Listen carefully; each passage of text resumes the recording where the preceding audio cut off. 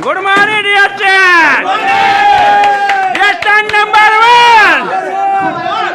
please আমি সবাইকে অনুরোধ করব আপনারা বসে যান বসে পড়ুন আপনারা সবাই বসে কেক চলে যাবে पूरा बेटिए अपना पास केक जाएगा नो प्रॉब्लम आपको पेटे